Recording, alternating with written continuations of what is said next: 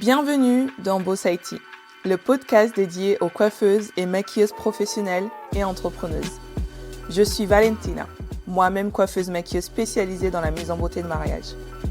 À travers ce podcast, je vous partage des ressources pour exploiter tous vos atouts, mais aussi comment maintenir un bon équilibre vie professionnelle et vie privée.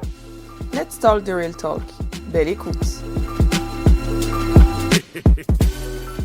Bonjour et bienvenue dans l'épisode 14 du podcast Boss IT. Aujourd'hui, nous accueillons Sophie Brioude afin d'aborder ensemble le sujet du SEO pour les pros du mariage.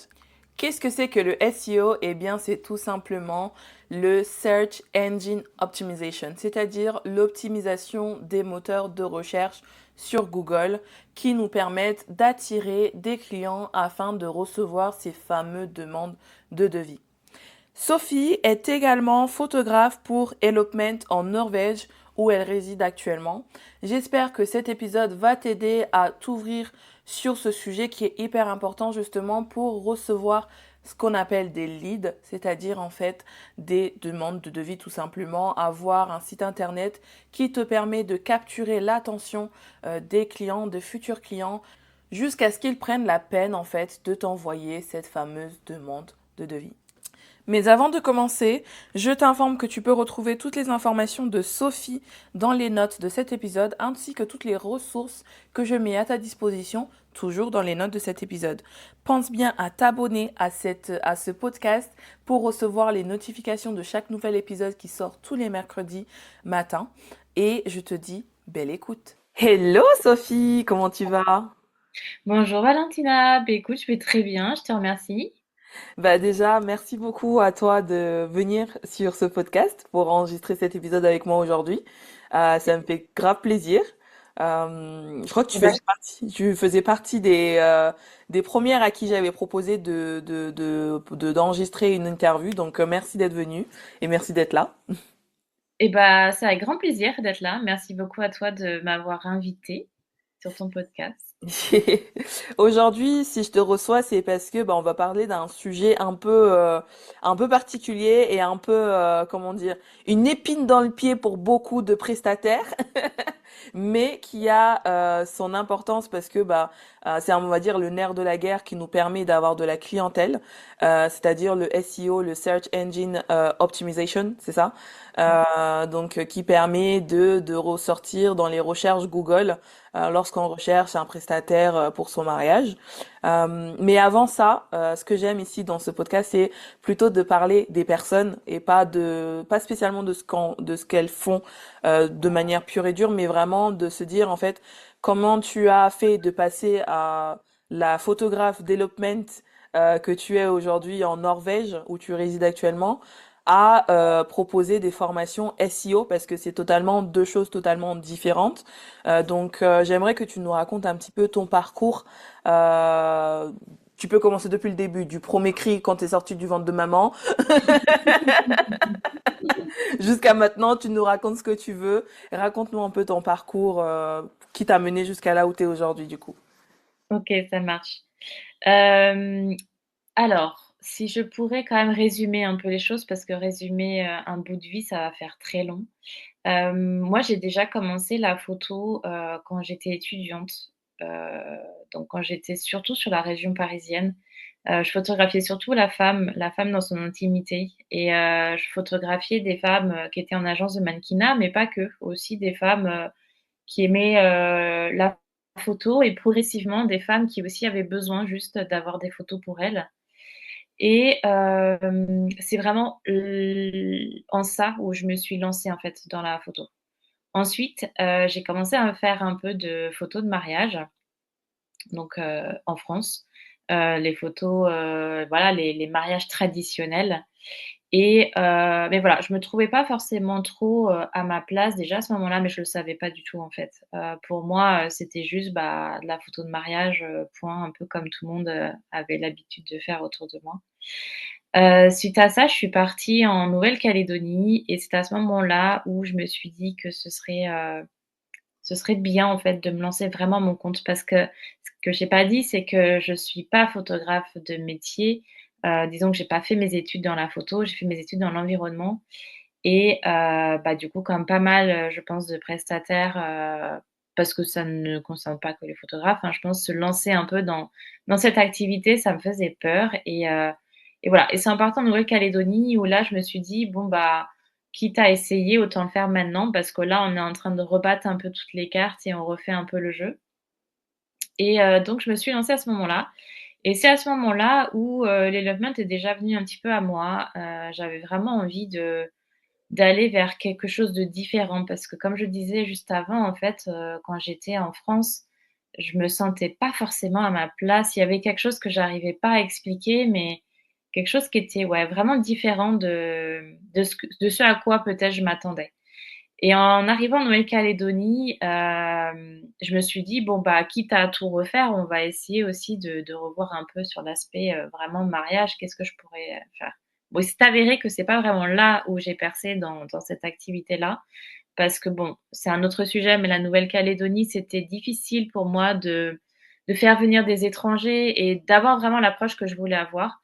Parce que bon, en Nouvelle-Calédonie, on a une complexité au niveau territorial. Enfin voilà, c'est des terres qui appartiennent à des locaux, des Kanaks et c'est pas forcément évident d'aller partout où on veut et encore moins avec des étrangers. Donc j'ai laissé un peu ça en suspens et du coup par la suite, je suis arrivée en Norvège et c'est vraiment, là où le déclic a fait encore plus, son effet. Parce qu'en fait, je suis arrivée dans un environnement qui était juste sublime. Mmh. J'avais vraiment le style de photo que je voulais, c'était vraiment, le côté un peu sombre que j'aime beaucoup en fait, mystique, mélancolique et tout s'est vraiment aligné à ce moment-là et je me suis dit: «Bon bah, maintenant on va y aller en fait. On va y aller vraiment, on va le faire» et voilà et du coup je suis tombée un petit peu, là-dedans donc évidemment à côté de ça, je continue à faire, de la photo plus sociale, on va dire, des portraits et avec les femmes, mais ça reste un petit peu plus compliqué parce que, il y a une approche culturelle en fait qu'il faut que j'arrive à amorcer. C'est pas simple. Il faut parler un peu la langue du pays, il faut comprendre, quand je dis la langue, c'est dans tous les sens du terme, quoi.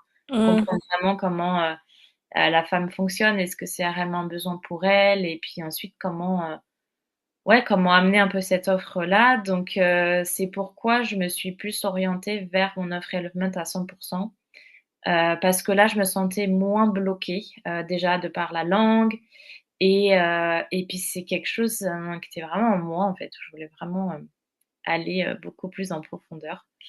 Donc j'en suis arrivée là et c'est à ce moment-là où je me suis dit: «Bon, c'est bien joli, mais ça reste quand même quelque chose de très, niché et c'est pas en allant sur Instagram où je vais forcément réussir à avoir tous mes clients». Enfin, en tout cas, j'ai essayé, peut-être pas très longtemps, mais j'ai essayé et c'était très laborieux parce que, bah, j'avais un compte Instagram qui me suivait depuis quelques années, donc forcément, la plupart des gens qui étaient dessus, c'était pas des gens qui étaient là, pour le mariage puisque comme je disais au début, je faisais surtout de la photo de portrait de femmes et voilà, donc j'avais pas forcément mon audience et je me suis dit: «Bon, bah, quelle est la meilleure façon pour moi de gagner en visibilité?» En fait, mon site web est assez vite arrivé dans la réponse à cette question et de là, je me suis énormément formée, du coup, sur, les sites web. Je me suis formée principalement à l'étranger parce que, bah, c'est là où j'ai trouvé les réponses à mes questions, notamment par rapport à mon offre et ouais, je me suis énormément formée. Je me suis formée auprès de personnes, qui sont, bah, très bien implantées, en fait, dans l'elopement, à l'étranger et qui aussi sont implantées dans le milieu du mariage. Donc c'était hyper, hyper enrichissant et de là, je me suis rapidement rendu compte que, bah, finalement, c'était un bon choix puisque aujourd'hui, bah, je me rends compte que mon site attire, des gens de partout. En fait, je ne suis pas uniquement, comme sur Instagram où j'attirais surtout des Français, des Norvégiens, encore un peu de Calédoniens. Là, en fait, avec mon site, j'attire autant des Japonais comme des Américains, comme des Waouh! Australiens, Waouh! comme, des gens en Asie. Enfin voilà, c'est très, très, très large. Évidemment, j'ai quand même des profils qui restent, majoritaires comme Mmh, bien les sûr. Américains, les Canadiens, l'Australie, Allemagne, parce que les Allemands, adorent la Norvège. Mmh. Mais voilà, je suis quand même, quand je regarde mes données et mes stats, je me rends compte que, ouais, je rayonne vraiment mondialement, donc ça, c'est super chouette, quoi, en fait. Mais carrément, carrément, c'est énorme en fait. Et du coup, quand tu t'es formé directement auprès de personnes qui étaient spécialisées dans le SEO mariage, ou tu as aussi fait des formations dans le SEO sens pur, dur et large? Ouais, j'ai fait les 2.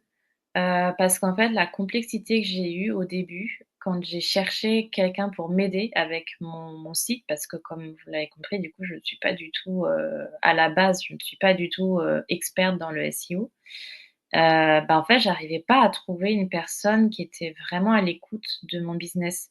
Enfin, souvent, je tombais sur des grosses agences qui certainement deal avec des grosses entreprises qui ont peut-être plus de budget aussi et du coup, ben, j'avais l'impression ils me donnaient un peu cette impression qu'ils perdaient leur temps et moi aussi j'avais un peu cette impression-là et c'était hyper compliqué donc en fait, assez rapidement, j'ai même plus essayé de chercher en France, par exemple, parce que je n'avais pas, pour moi, il y avait pas cette offre au moment où, en tout cas, je cherchais à travailler là-dessus et je suis allée, assez naturellement, ouais, sur un à l'étranger parce que, bah, déjà, c'est un point marketing qui était aussi, hyper intéressant pour moi. Enfin là, moi je ne souhaite pas attirer que des Français. Je serais très contente, hein, qu'il y ait des Français qui viennent, mais c'est pas ce que je cherche à attirer et du coup, le marketing est aussi hyper important dans cette logique. Suivant qui on veut attirer, il faut aussi comprendre quelle est la mentalité un peu, des personnes à cet endroit-là. Bien sûr. Après, je pense honnêtement que le marketing, c'est très global en vérité, mais sur le moment-là, j'étais vraiment dans toute cette logique. Donc ouais, je me suis formée, auprès d'une experte SEO vraiment, sur le marché américain, spécialisée dans le mariage et du coup, une personne qui est un peu ma mentor, pour tout ce qui est, photographe development, plus sur cette spécialité et après tout ce qui est plus technique, en effet, je suis allée voir, bah, là, en fait, je pouvais aller un peu partout parce que l'aspect technique, on n'a pas besoin de savoir de quoi tu parles, on est vraiment sur du technique pur et dur, quoi. Donc là, je me suis formée avec un coach français, là, pour le coup. Je me suis dit: «Allez, je vais essayer de me simplifier un peu la chose». Donc il est très, très bon, dans ce qu'il fait et il m'a vraiment, tout expliqué un peu le derrière vraiment, les coulisses réellement d'un site et qu'est-ce qui fait qu'on gagne des classements, qu'est-ce qui fait qu'on en perd. Voilà, vraiment sur le côté, pur et dur technique, du SEO qui est, pour le coup, qui peut être pour le coup assez barbant, quoi. D'accord, parce qu'il faut bien mentionner aussi que en fait, de toute façon, en France déjà, il y a beaucoup de retard dans beaucoup de choses et le SEO en fait partie. Mais il faut prendre en note qu'en fait, tu peux avoir un monteur web, etc., qui va te faire ton site internet, mais avoir un joli site internet ne va pas forcément avec un bon SEO. Ça, enfin, je pense que tu es d'accord avec ça. Ouais, bien sûr et c'est très bien que tu le soulignes parce que c'est un très, très gros problème, moi, que je trouve qu'on rencontre, mais même pas qu'en France, hein, je pense que c'est vraiment général.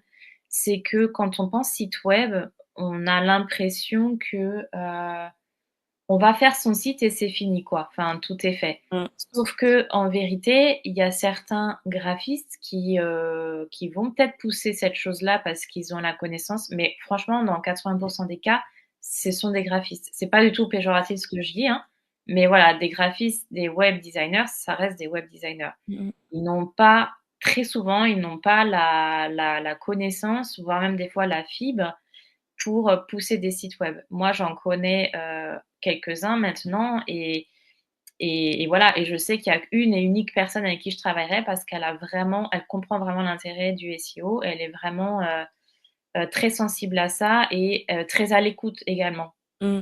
Donc en fait, c'est ça. En fait, on a 3 personnes finalement. On a vraiment le graphiste qui lui va faire le côté design du site. Donc ça pourra être via un template, tout comme, quelqu'un qui va vraiment créer le site, tu vois? Quelque chose qui est vraiment différent, que tu vas pas acheter sur internet, vraiment quelque chose de très personnel.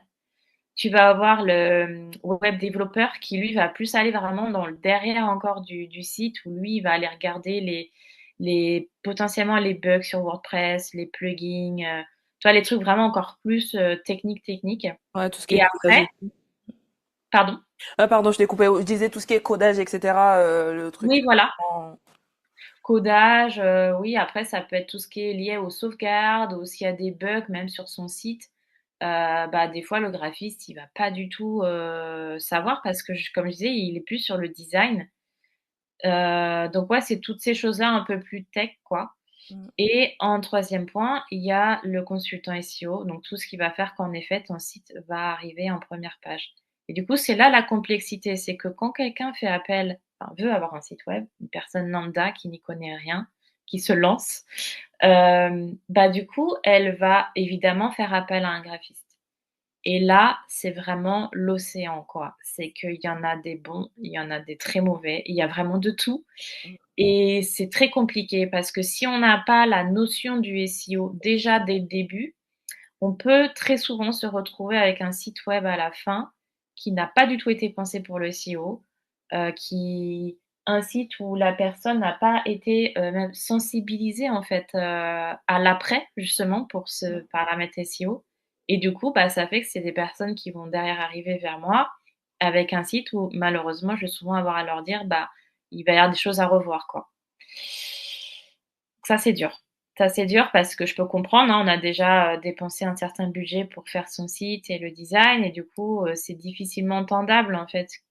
Voilà, on a du mal à comprendre pourquoi et et dans enfin, ouais, c'est complexe, en fait, dans cette approche. Mais voilà, je pense que c'est hyper important, en fait, de sensibiliser justement et et de ouais, de faire des choix en conséquence, tu vois? Si on prend, un graphiste qui fera, purement du graphisme et qu'on veut pas aller sur du SEO, bah, on fait le choix de ne peut-être pas être visible sur, Google, quoi.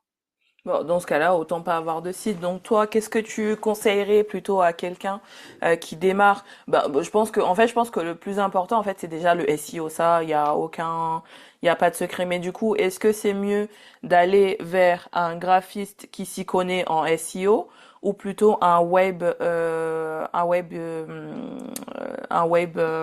monteur web qui s'y connaît en SEO? Enfin, qu'est-ce qui est vers qui il faut aller en fait? Moi, je pense honnêtement, c'est un peu la complexité de la chose, mais il y a des solutions, hein. Moi, je pense que chacun son métier. Tu vois, c'est comme si quelqu'un venait me voir et j'ai déjà eu le cas, hein, un prestataire qui vient me voir et dit: «Voilà, il y a du SEO à refaire. Par contre, j'ai aussi des bugs sur mon site». En fait, moi, je suis pas graphiste, quoi. Ok. Pour la simple et bonne raison qu'un site peut être monté de diverses manières, Mhm. qui engendrent potentiellement des fois des bugs parce qu'on ne sait pas qui a travaillé sur ce site en amont, si c'était quelqu'un de très carré ou pas. Et s'engager sur, la résolution des bugs design, je pourrais le faire en vrai, hein. J'ai passé 10 ans sur WordPress, maintenant je maîtrise très bien. Déplacer des blogs sur Wix, tout ça, je pense que voilà, ce serait pas bien compliqué. Je pourrais très bien vendre ça, mais je le ferai pas parce que, en tout cas pas dans un premier temps, tu vois? Je demanderai à voir en tout cas le site avant parce que voilà, parce qu'il y a plein de choses qu'on ne voit pas et qui peuvent être très complexes. On peut passer aussi bien 2 heures à résoudre un bug, tout comme passer, 2 jours. Ouais, bah c'est ça. Parce que ça a pas été bien fait, parce que le code derrière, ça a été codé et en fait, on en a aucune idée qu'il y a eu du code qui a été rajouté sur, un template ou autre. Donc mon conseil, en fait, ce serait, déjà le savoir, tu vois? Déjà savoir que chacun son métier, déjà, c'est une bonne chose. Et après, savoir si on préfère, combiner les 2 d'un coup, tu vois? Donc avoir un graphiste et une personne qui est dans le SEO parce que autant moi, je suis pas graphiste, mais quelqu'un qui est dans le graphisme, il est pas non plus dans le SEO. C'est vraiment 2 compétences à part. C'est vraiment, des connaissances poussées dans chacun des domaines à part, tu vois? Mm. Moi, je pourrais jamais dire: «Je vais te faire un site et l'optimiser pour le SEO». Peut-être que dans 3 ans, je le proposerai, tu vois? Mais là, en l'état, je suis pas la graphiste, quoi. Donc donc ouais, je conseillerais en fait de s'entretenir avec différentes personnes, de voir comment ils fonctionnent, de voir d'un point de vue SEO, en fait, déjà comment il réagit, peut-être, bah, s'entretenir avec quelqu'un qui est pour le coup plus dans le SEO et poser aussi ses questions. Moi, je sais que c'est des articles que je vais proposer prochainement justement parce que je sais que c'est un gros, gros, gros sujet justement. Comment faire, quand on veut faire un site web, par où commencer, quel support choisir, quelles questions poser? C'est des choses que je vais proposer, dans des articles de blog parce que je sais que c'est hyper important. Mais ouais, là, c'est assez dur à y répondre simplement parce que il y a beaucoup de paramètres à prendre en Mmh. compte, en fait. Il y a Ouais. aussi le côté budget, sans vouloir faire peur, tu vois? Mais c'est une réalité à prendre en compte donc ouais, ça dépend, de pas mal de choses, quoi. Mmh, mmh. Ok, ok, d'accord. Ouais, donc par exemple, un site qui a été fait par un graphiste peut toujours être optimisé après derrière sans problème, quoi. Donc Ouais. ça c'est quelque chose où on peut se dire, bon bah, si par exemple quelqu'un qui nous écoute qui dit, bon bah moi je voulais juste avoir un joli site, parce que c'est souvent le cas en fait dans le métier de coiffure esthétique. Nous, ce qu'on veut, c'est juste un joli site qui donne envie en fait quand on rentre dedans. Et c'est ça le problème que j'ai rencontré souvent. Quand j'ai été démarchée par des développeurs web, c'est qu'en fait, ça reste des développeurs et pas des graphistes. C'est pour ça que c'est important que tu fasses la différence parce que bah un développeur, lui, il va être vraiment bah, sur le codage, les plugins, etc. Et tu vas te retrouver avec un site tout noir et bleu et tout moche. Souvent, je leur disais, ils me montraient des exemples de sites qu'ils ont fait et ils étaient hyper fiers et tout. Et moi, je leur disais, mais ça va pas le faire. Alors ça, c'est un peu comme, tu vois, par exemple, un couple qui va vouloir, un type une type de coiffure ou de maquillage ou de photo. En fait, assez logiquement, cette personne va s'orienter vers une personne qui propose déjà ça. Enfin, Mm, moi, je sais que c'est beaucoup, beaucoup, beaucoup vrai. C'est-à-dire que mes couples, ils ont du mal à se projeter quelque part où j'ai pas déjà fait les photos, tu vois? Et ouais. je pense que du point de vue de tout prestataire, je pense que c'est réel. Si toi, par exemple, Valentina, tu es plus habituée à maquiller un certain type de femme, elles vont peut-être plus facilement s'identifier à ça, tu vois, quand elles vont venir Mm, sur ton site ou autre. Et là où je veux en venir, c'est que du coup, on devrait avoir cette logique dans nous-mêmes, tu vois, dans tout notre processus de notre travail. C'est-à-dire que tu veux un site web, bah, oriente-toi vers une personne qui fait déjà ce type de site, tu vois. mm, Si c'est pas hyper esthétique, si c'est pas vraiment aligné avec tes valeurs, bah, il y en a des milliers en vrai enfin, en France et puis si tu élargis, sur cette planète. Donc en vrai, ne perds pas ton temps, tu vois? c'est clair. Je pense que le mieux, c'est vraiment de déjà peut-être même avant de commencer d'avoir un site, c'est de dire qu'est-ce qu'on aime comme style? Qu'est-ce qu'on aimerait vraiment avoir? Quel est le plus important? Pour rebondir un petit peu sur la question que tu disais juste avant, le plus gros problème souvent que moi je rencontre sur mes sites, c'est qu'il y a pas assez de texte et du coup, ça a pas été pensé, tu vois? Mm, C'est-à-dire que c'est des gens qui viennent, ils vont avoir trois phrases, ils vont à peine avoir des titres sur leur page et voilà, ils vont me dire: «Bah, fais du SEO avec ça» et en fait, non, je ne peux pas. Parce qu'il n'y a pas assez de texte et parce que Google, lui, il a besoin de texte, en fait. Si bien tu sûr. ne mets rien sur ta page, si tu ne mets je parle même pas des mots-clés là, hein, vraiment du texte, s'il y a rien, comment Google, quand il va arriver sur ta page, comment il va savoir de quoi tu parles, en fait? Si tu lui donnes rien, si tu lui donnes aucune info et ça paraît logique quand on le conçoit enfin, quand on réfléchit de cette manière-là, ça paraît logique. Mais quand on est dans ce processus de création, on est souvent face à une page blanche et on n'est pas aidé par le graphiste parce que, bah, lui, c'est pas à lui de le faire. Ça Mm. pourrait, mais c'est pas à lui, dans la grande majorité des cas et du coup, bah, on se retrouve, ouais, avec un site qui est pas vraiment poussé, qui est certes peut-être joli, mais il y a pas de contenu, quoi. Donc en fait, il pourra jamais atteindre des classements déjà, ne serait-ce que par rapport à ça, quoi. Bah, c'est clair. Et toi, du coup, ton site, c'est toi-même qui l'avais fait. Je sais plus si on avait déjà eu la discussion, mais il me semble que si, hein. Oui. Ouais, ouais. Alors moi, j'ai une sacrée historique avec mon site. Et d'ailleurs, j'ai changé de domaine entre-temps. Donc, j'ai commencé sur Wix. Ouais. Et puis après, je suis passée sur WordPress. Et en effet, le site qui est actuellement en ligne a été fait par moi. Mais là, je songe justement à certainement le faire faire par quelqu'un parce que bah, je sais l'importance en fait. Enfin, moi, c'est vraiment mon outil pour attirer mes clients en fait. Bien sûr. J'ai des demandes via Instagram, mais même des gens qui me trouvaient via Instagram, ils vont arriver sur mon site et mon site assoit quand même mon expertise puisque Bien sûr. bah, il a été fait pour. Donc, en fait, c'est vraiment, hyper important pour moi et je vais forcément mettre les moyens dedans, quoi. Mais voilà, c'est toujours un risque, hein. C'est toujours un risque parce que, faut faire des choix, faut se positionner, faut être le plus juste possible dans sa stratégie marketing et c'est pas toujours simple. Quand j'ai, par exemple, complètement, transformé mon site il y a 2 ans, je parlais de maternité, je parlais de mariage, je parlais d'elopement, je parlais de tout et là, aujourd'hui, quand on y va, je ne parle que d'elopement. Bah, en fait, ça a déjà pris un gros virage, ne serait-ce que par ça, quoi, c'est ouais, c'est hyper important, en fait, de savoir, comment on veut l'utiliser, quels sont nos objectifs et est-ce qu'on veut vraiment mettre des moyens dessus ou pas, en fait? C'est ça la complexité parce que finalement en fait le site internet c'est notre enfin c'est la vitrine principale. Moi je sais que justement comme je disais tout à l'heure au début quand je me suis lancée, j'ai été démarchée à plusieurs reprises par des entreprises genre local.fr blablabla qui te disent on vous fait une offre spéciale de 500 € au lieu de 4 000 € et ensuite vous payez tant par mois et voilà enfin bref. Mais du coup voilà, j'aimais pas ce qui est proposé parce que déjà c'était moche et en plus de ça moi, avant, j'avais déjà un blog à moi toute seule que j'avais monté sur WordPress parce que je parlais justement de mon quotidien de femme de militaire en fait. Et du coup, Mmh. j'avais déjà cette, on va dire, cette affection pour le codage, pour le WordPress, etc. Même j'avais trouvé une mini formation sur YouTube à l'époque où sur 5 jours en fait, ils nous montraient des vidéos de 20 heures comment créer son site internet WordPress de A à Z et du coup j'ai fait du codage et tout hein, donc Waouh! je suis hyper fière Waouh! hein, donc j'étais là en mode Ouais. ouais et tout machin j'étais là trop fière de moi parce que du coup ça me permettait d'avoir plus de on va dire plus de liberté de choix que de partir tout de suite sur un template pur et dur.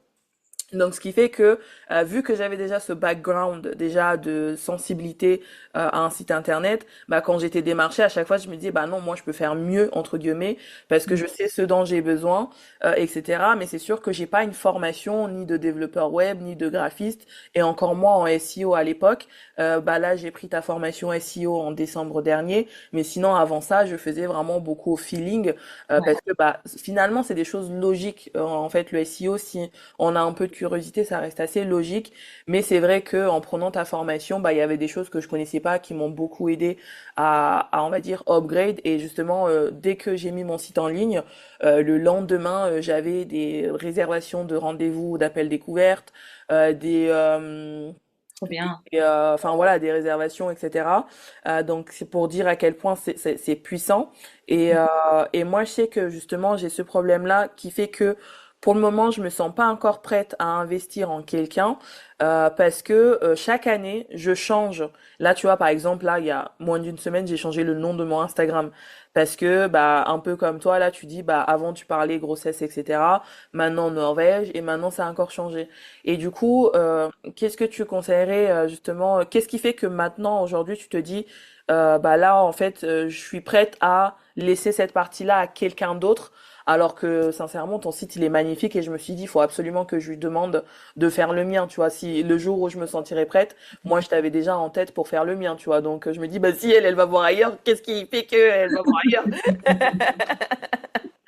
Alors, en fait, en toute honnêteté, j'étais chez Flotem. Je sais pas Ouais. si tu connais? Non, dis-moi. C'est un peu comment expli en fait, c'est Comme une Vivi, non? plateforme qui vendait des pas vraiment des templates parce que tu avais l'accès à toute une, bibliothèque. Ok. Mais c'était des sites web, je pense il y a peut-être moyen d'en trouver encore, en ligne parce que je pense que tout le monde n'a pas encore migré réellement. Mais c'était vraiment des sites vraiment dédiés pour les créatifs quoi, les photographes, Ouais. dans la très grande majorité des photographes. Sauf qu'ils ont fermé et Ah, quand ils ont fermé, ils ont dit: «Bah, soit vous migrez chez Pixist», enfin mince, je sais plus comment il s'appelle. Enfin bref, un concurrent, mais en fait, je pense ils ont été tout simplement rachetés, hein. Soit vous migrez chez eux, soit, bah, ciao bye bye. Bon, ça a pas été fait de manière très propre, ça a été même oui. assez sale, surtout que leur option, enfin leur, comment dire? Ouais, surtout qu'en fait, ils nous faisaient migrer, mais du coup, on quittait WordPress et moi, c'est pour ça que j'ai pas du tout aimé, parce que je ne voulais pas quitter WordPress. Bah, pour tous les questions de SEO, hein. Je voulais pas quitter WordPress. Donc je me suis retrouvée, très embarrassée parce que, la problématique, c'est qu'on pouvait garder notre site web, mais à un moment donné, les mises à jour ne seront plus possibles puisqu'évidemment, il y a plus personne derrière pour Ah assurer oui. ça et si tu ne peux pas mettre ton site à jour, bah, ça crée énormément de problématiques. Tu as des bugs, tu peux avoir des bugs d'affichage, mais tu es aussi beaucoup plus, sujette au hacking. Mhm. Honnêtement, je sais pas trop qui viendrait hacker un site de photo, mais bon, voilà, il y a quand même ce risque et quand tu mises beaucoup sur ton site, que tu as déjà beaucoup investi, dans le SEO ou autre, c'est pas du tout un risque que tu as envie de prendre. Donc, moi, je suis partie chez quelqu'un d'autre, mais ça s'est pas du tout bien passé, donc chez un autre, style de concurrent un peu, hein, qui fait aussi des templates et tout. Sauf que la migration s'est pas du tout bien passée, j'ai pas du tout aimé. Là, aujourd'hui, pourquoi je veux le refaire? C'est parce que j'ai vraiment cette sensation que mon site, il a été, ils ont utilisé un plug, si tu veux, pour garder tous les sites, enfin, le site Flotem et juste migrer vraiment, ta page, quoi. Un peu comme si c'était un copier-coller de ta page sur leur template à eux, tu vois? Et la complexité que j'ai, du coup, aujourd'hui, c'est que dès que je vais aller dessus, que je vais faire, le design ou autre, bah, en fait, ça part en cacahuète. Quand je veux designer ma page, le côté vraiment background, il s'affiche d'une manière. Quand je regarde en live, c'est pas la même chose qui s'affiche. Enfin bref, c'est vraiment, honnêtement, Ouais, j'ai cru que j'allais relou quoi. en pleurer, quoi. C'était horrible. Et c'est encore le Ouais. cas. Et des petits détails tout bêtes, mais j'ai voulu aller changer, par exemple, un réglage sur mon menu, impossible, quoi. En fait, ça part en cacahuète sur une page. Bref, Ça a dû faire franchement, c'est échouer, quoi. anxiogène, tu Ouais, vois. ouais, ouais, je vois. Et j'en suis à un point où comme, bah, mon site, c'est quand même ma machine de guerre, enfin, c'est vraiment, la chose sur laquelle j'ai beaucoup investi.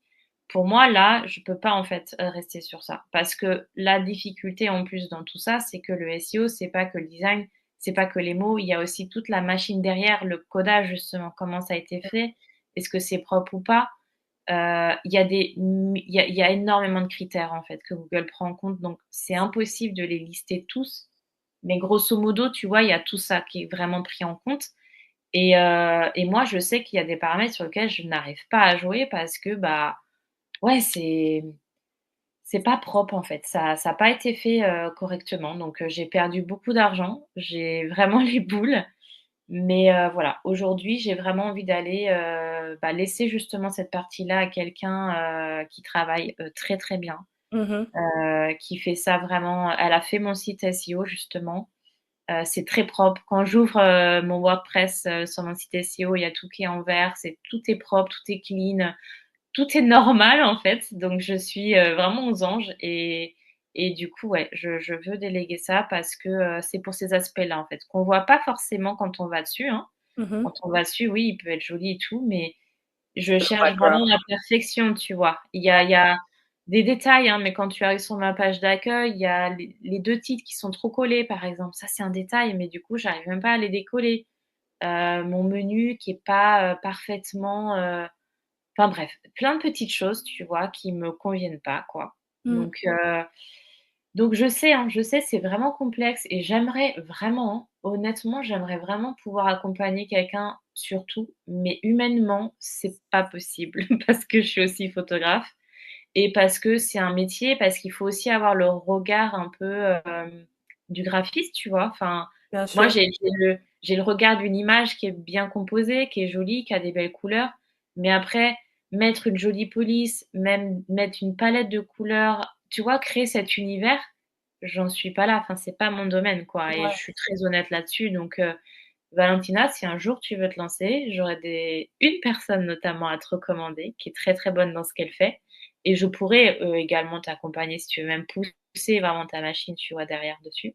Ouais. Mais voilà, mais juste sache que je me vendrai pas parce que je suis quelqu'un de très honnête et que mon objectif, c'est pas de faire perdre de l'argent, tu vois? Je sais que c'est déjà beaucoup en investissement pour, des entrepreneurs comme nous, hein, qui généreront pas des milliers, en tout cas quand on commence ou même quand on est un peu plus avancé. Donc voilà, faut être honnête en fait sur ça. Et j'apprécie énormément, c'est ce que tu vois, l'épisode là que j'ai enregistré juste avant qu'on se connecte, en fait, justement, je disais encore une fois, parce que ça, c'est quelque chose que je répète souvent, l'importance d'être transparent, tu vois.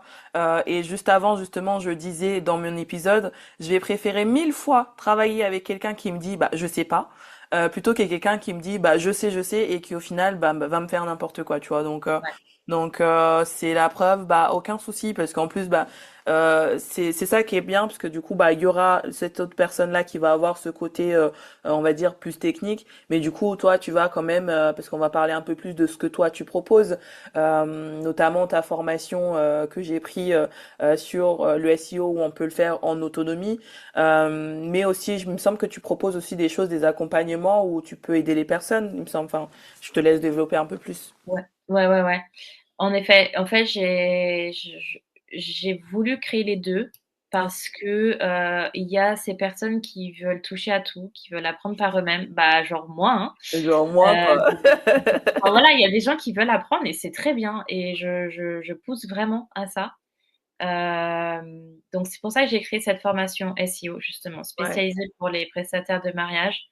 Parce que j'ai tellement appris avec, bah, mes 3 formations SEO réunies, hein, que je me suis dit: «Ce serait trop dommage de ne pas proposer quelque chose vraiment spécifique, vraiment très spécifique pour ces prestataires-là».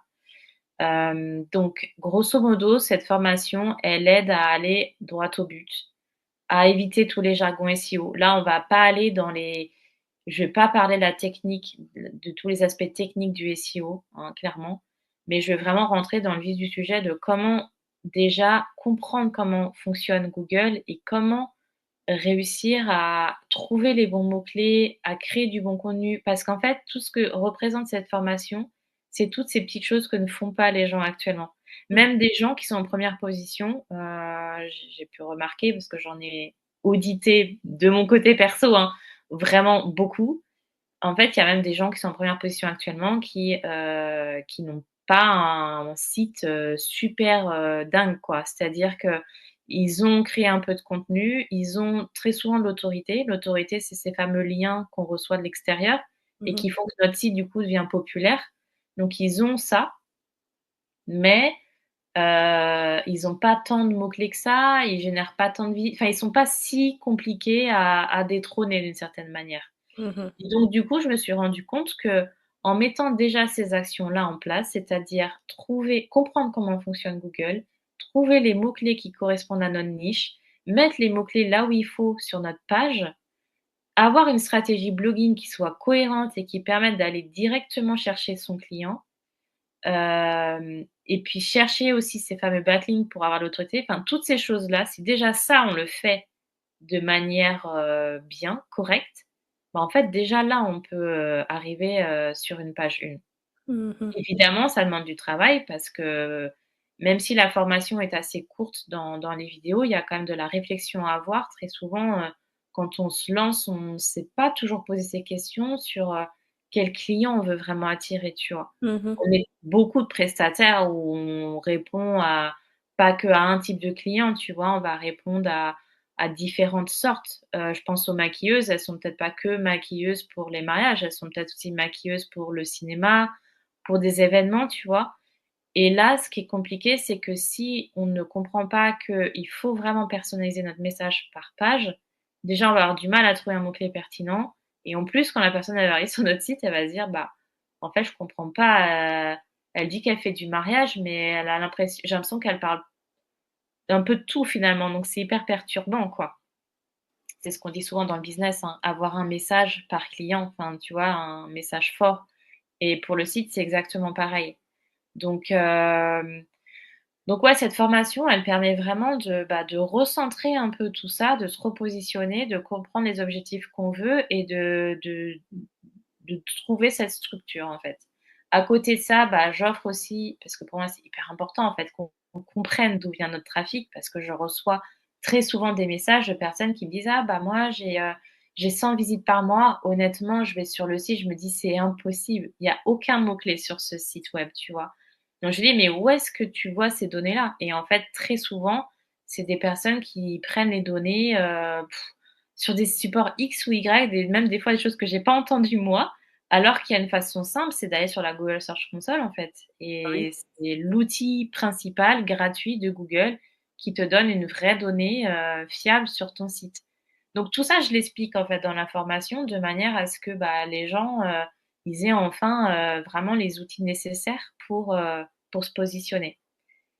Et à côté de ça, il y a ceux qui ne veulent pas faire, et ce que je comprends, ceux qui n'ont pas le temps ou ceux qui ont vraiment envie d'être accompagnés justement dans toute cette réflexion-là, tu vois? Parce que des fois, on se sent un peu perdu. On ne sait pas trop justement où est-ce qu'on veut aller ou comment on pourrait vraiment le pousser le plus possible.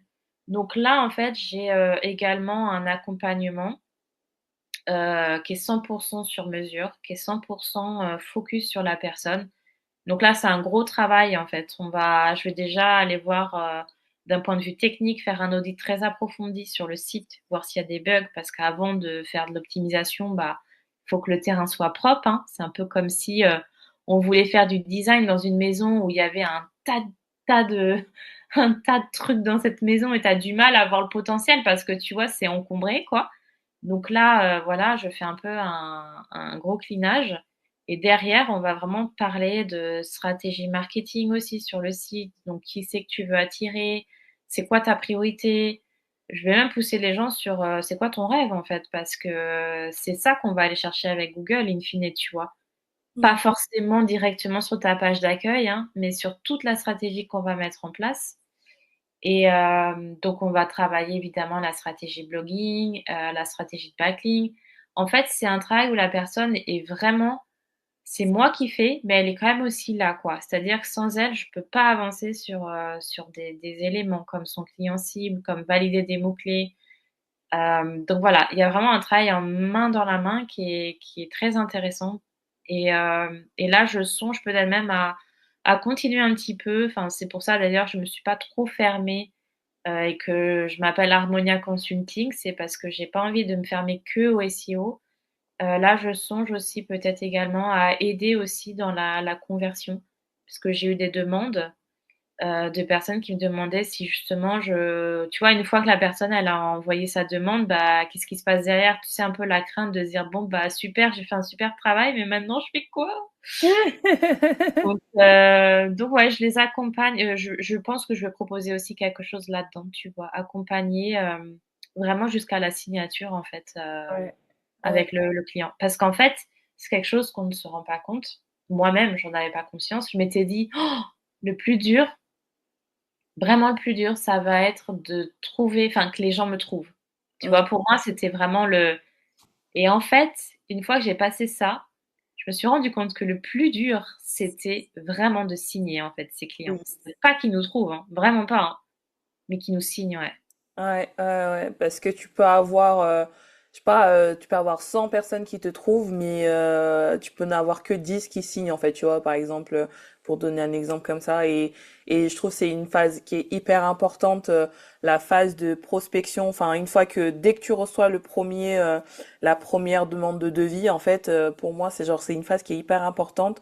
Et c'est dès ce moment-là qu'il faut traiter justement la cliente, la mariée, comme si c'était déjà ta mariée, et lui accorder autant d'importance que si elle avait déjà signé en fait. Et ça, c'est quelque chose qui est parfois négligé où on envoie juste un mail, bonjour, merci de l'intérêt porté à mes services, est-ce que vous êtes disponible, qu'est-ce que vous avez besoin? Tu vois, il faut vraiment, c'est vraiment hyper important cette phase-là et pas si compliqué que ça finalement à gérer entre guillemets quoi. Ouais, non, non, mais c'est tout à fait vrai, ouais. Et Mm. après, ça va dépendre, je pense aussi du montant de ton service. Tu vois, moi, par exemple, mon service, il est autour des 5 000 $. Je sais pas Mm. trop combien ça ferait là parce que j'ai que la monnaie norvégienne ou dollar en tête sur mon service. Mais ouais, on est un petit peu moins de 5 000 € du coup. Ben, honnêtement, il faut le vendre ça, tu vois? Ah oui. Enfin, c'est quand même ouais, c'est quand même un certain montant et c'est pas si simple parce qu'il faut vraiment il y a beaucoup de choses, ouais, qu'il faut savoir, sur la vente et qui ne s'improvisent pas. Enfin, disons qu'après tu prends un peu tes aises d'une certaine manière et tu improvises dans le sens où tu vas t'adapter parce que chaque call ne va pas se présenter de la même manière. Tu vas avoir les clients super bavards, Mm. comme les clients hyper froids. Tu vas dire: «Je vais jamais signer avec lui». En fait, si, tu as signé avec lui et pourtant, le jour et la nuit, quoi. Mais et du coup, plus tu as ton fil conducteur, plus tu sais ta valeur, plus tu sais que, bah, c'est là où tu dois être, c'est là où enfin voilà, que ce que tu proposes, c'est ton prix, bah, plus ce sera facile également pour toi de le vendre et ouais. Et donc du coup, bah, je trouve ça hyper intéressant et de manière générale, en fait, le marketing me passionne et c'est pour ça aussi que mon site web, comme n'importe quel autre site web d'un prestataire, pour moi, c'est je le vois comme ça, en fait, tu vois? C'est on va au-delà d'un site web. Pour moi, on n'est pas juste là pour mettre des mots-clés sur des pages. On est vraiment là pour, attirer son client de rêve. Je le dis souvent, mais c'est le cas et comment le faire? Bah, c'est un gros travail sur soi, en fait, sur, qu'est-ce qu'on est prêt des fois, c'est des fois, on a même on se met même ses propres limites, tu vois?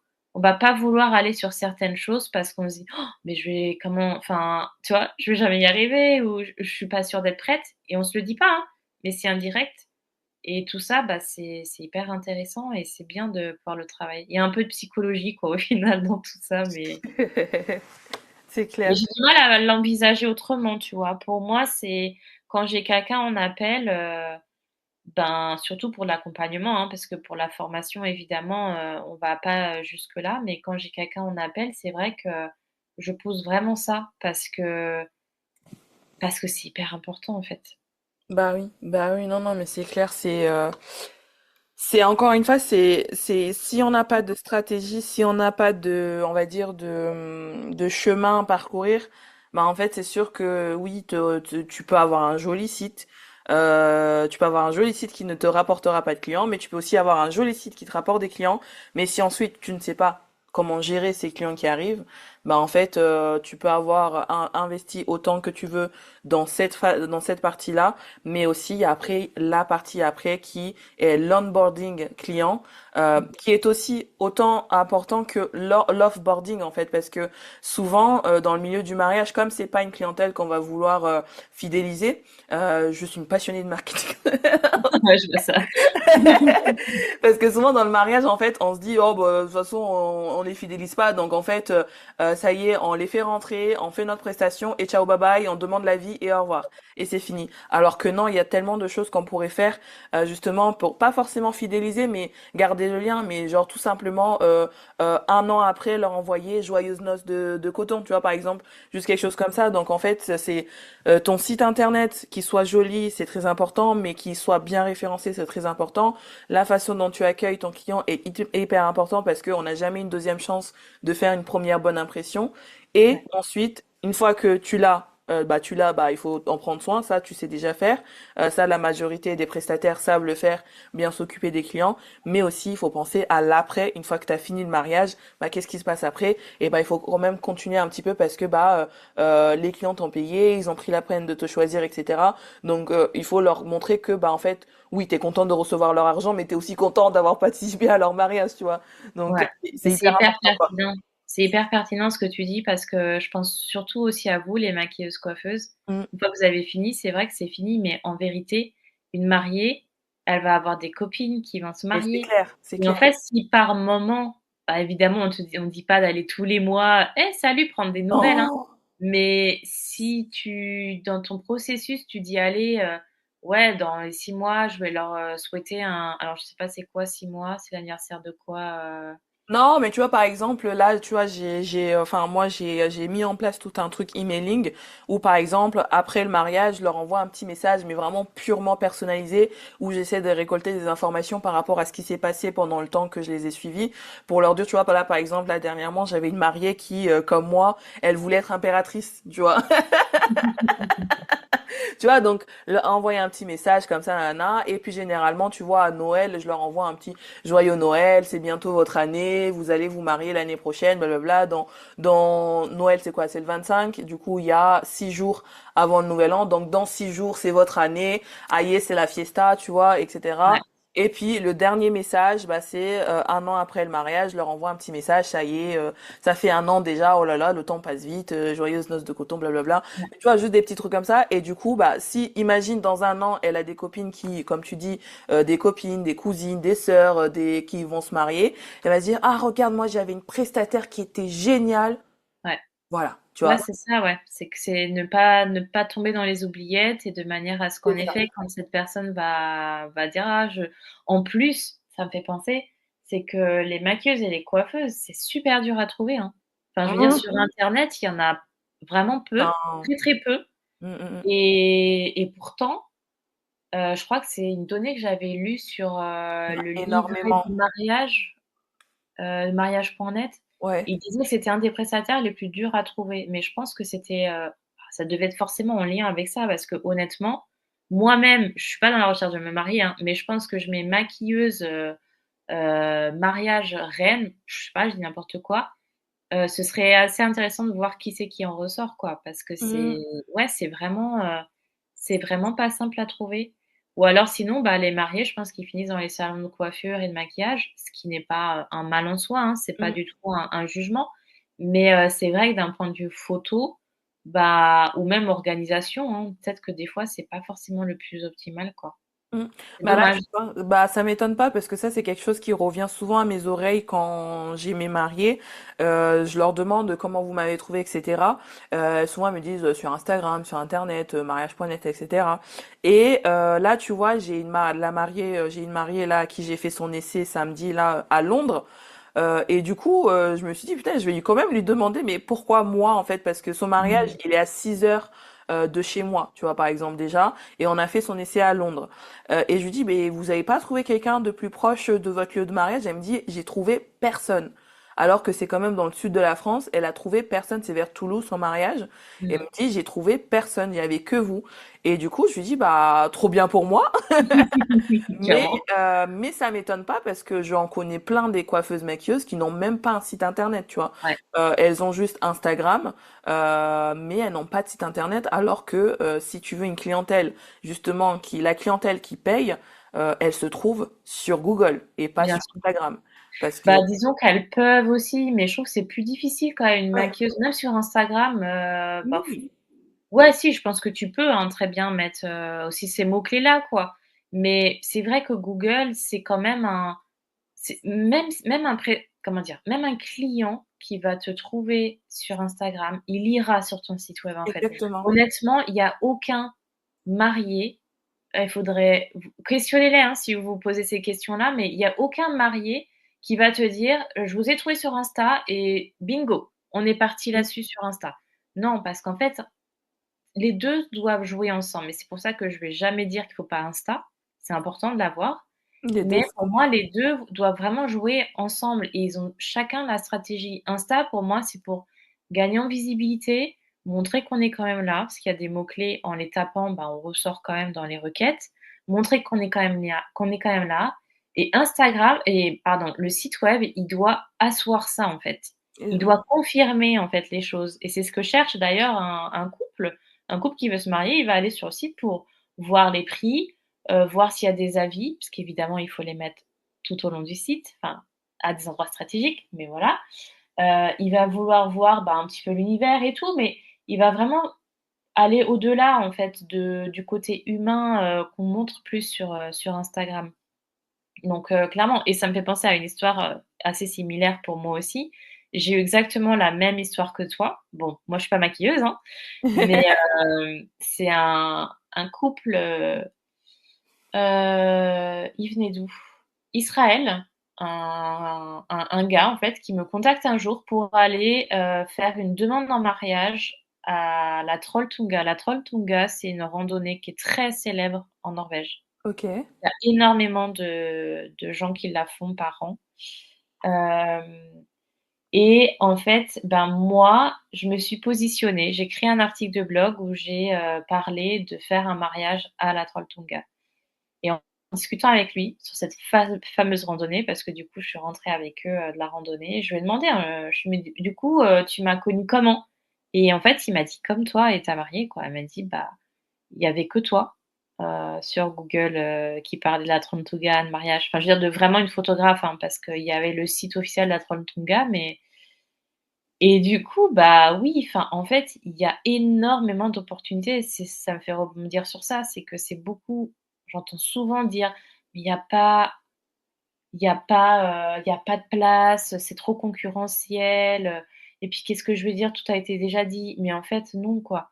Il y a Mmh. vraiment de la place. En France, franchement, il y a même des fois des boulevards. Et dans ce métier-là, maquilleuse, coiffeuse, pour moi, c'est des boulevards. Vidéaste aussi, c'est des boulevards. Dans la photo, ça dépend. Les photographes sont un peu plus dans le game, mais bon, pas. Voilà, ils sont pas non plus. Disons que j'en ai pas sur la page 1, j'en ai pas 10 qui sont indétrônables, tu vois. Mmh, mmh mh. Donc non, il faut s'enlever un peu ces fausses croyances, parce que vraiment, c'est vraiment des fausses croyances qu'on se fait pour notre site web. Et puis, euh, et puis y aller, quoi, en fait. Se donner ces opportunités, parce que c'est des super belles opportunités. Enfin, là, c'est trop génial. C'est clair, c'est clair, c'est clair. Et du coup, j'aimerais bien qu'on parle un petit peu de deux choses. Finalement, en vrai, j'ai préparé des questions, mais j'ai posé aucune question de ce que j'ai préparé, mais c'est pas grave.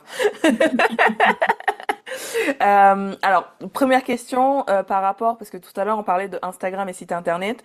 Moi, tu vois, par exemple, sur mon site internet, j'ai mis, tu sais, mon feed Instagram pour les relier, parce que tu vois, comme je mets beaucoup de contenu sur mon Instagram, je me suis dit que ça pouvait justement pousser le SEO de mon site. Est-ce que c'est quelque chose qui joue ou pas spécialement?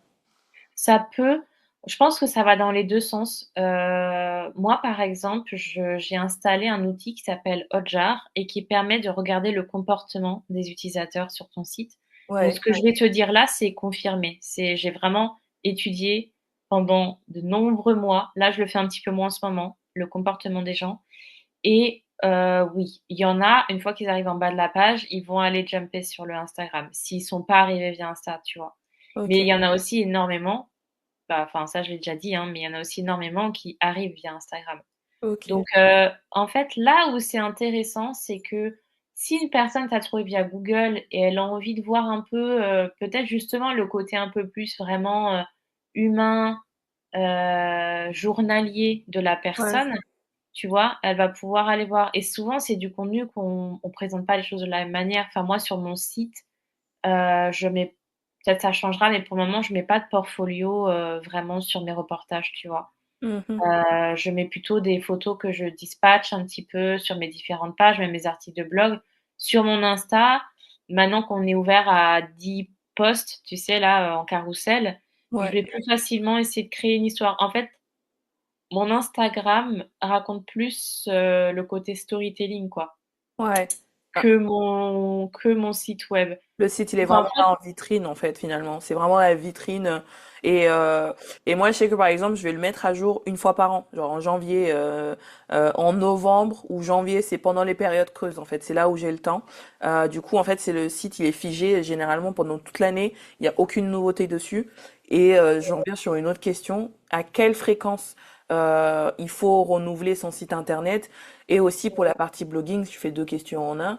Pour la partie blogging, combien de fois, à quelle fréquence aussi tu penses en fait qu'il faut mettre des blogs sur ton site internet? ouais. Alors, si tu es un nouveau site, vraiment, que tu te lances, il faut quand même que tu sois assez présent, sur ton site. Là, je réponds de manière large, hein, Mhm, bien pour, sûr. dans tous les cas. Faut vraiment que tu sois présent parce qu'en fait, il va falloir que tu viennes créer du contenu pour avoir du trafic et puis générer des gens. Enfin, voilà, générer ce trafic, tu pas vraiment le choix. Donc là, moi, je recommande, mais c'est vraiment une recommandation, il y a rien de figé dans le marbre, mais 2 articles de blog par mois, c'est pas mal parce qu'en fait, on Oh, ça dit que va. 25 articles optimisés pour le SEO, vraiment, hein, je mets ça, en gras. 2 articles optimisés pour le SEO par mois, ça fait à peu près 25 sur une année. Et si tu as 25 articles optimisés, c'est vraiment top parce que là, tu génères vraiment un trafic intéressant, tu vois. Ok. Après, si tu as déjà ces trafics, parce que tu te dis, bon, bah, du coup, c'est bon, j'ai fait mon taf, mon année, elle est passée, j'ai à peu près ces 25 articles. En fait, si tu n'as rien d'autre à rajouter, c'est pas dramatique. Par contre, il faut que tu fasses attention si tes articles sont toujours bien mis à jour. Google, lui, ce qu'il aime, c'est le contenu frais, le contenu mis à jour. Donc si par exemple, tu as des articles où tu parles, des tendances, tu vois, maquillage tendance, 2024-2023, j'en sais rien. Bah là, il va falloir que tu retournes sur ce type d'article et que tu mettes ça à jour parce qu'évidemment les tendances, ça évolue. Ok. Bah, après il y a d'autres choses, hein, que là je perçois peut-être pas trop dans ton domaine à toi spécifique, mais par exemple le mien, ça peut t'inspirer. Je parle par exemple, de est-ce que c'est légal de se marier en Norvège, tu vois? Bah, Hmm. je vais quand même vérifier, régulièrement que la loi a pas trop changé ou tu vois? Je vais essayer de faire comprendre à Google que je reviens quand même sur mes articles, je mets à jour. Des fois, il y a aussi des choses que tu as écrit et finalement, bah, tu dis: «Ouais, j'aurais peut-être pu le présenter autrement», donc tu peux ne pas changer ton mot-clé forcément, ne pas changer tout le corps, mais rajouter des paragraphes ou tu vois? Ça, Ok. c'est hyper bien.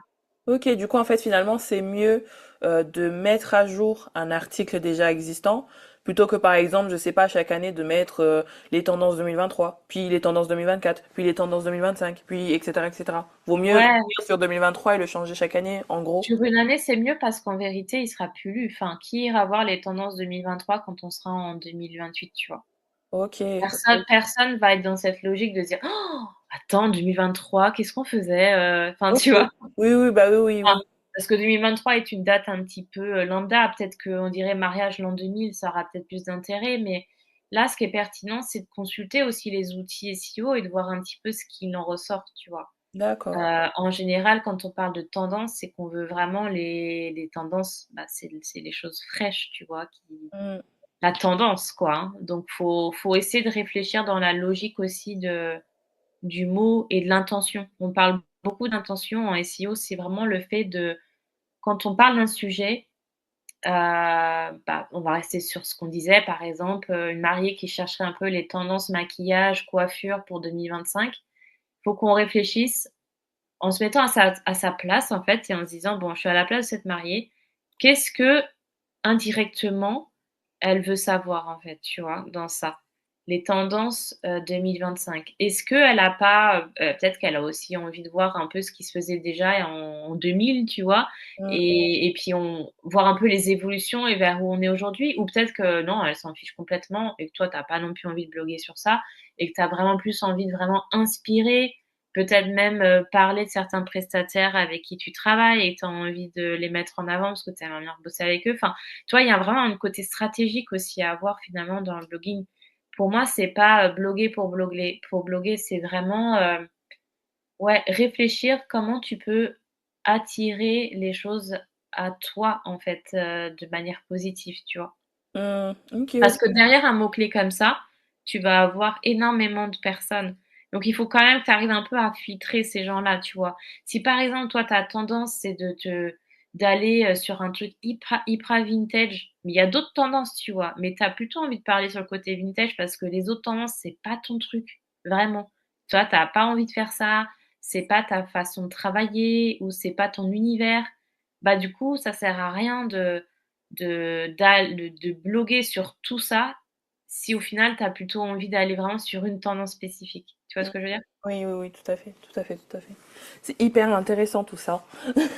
Mhm. Et sur un article de blog, combien de mots il faudrait au minimum pour dire que c'est un bon article, tu vois?